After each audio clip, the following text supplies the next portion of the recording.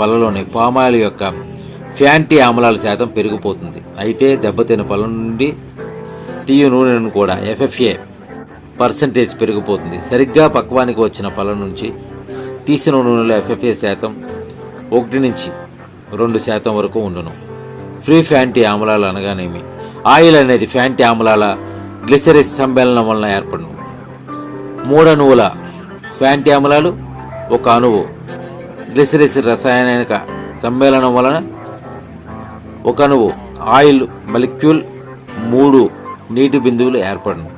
నూనెలో ఉండే లిపేజ్ అనే ఎంజైమ్ తగిన ఉష్ణోగ్రత తేమ ఉన్నప్పుడు ఆయిల్ను తిరిగి ఫ్యాటీ ఆమ్లాలుగా గ్లిసరైజ్గా వినియోగం చెందును.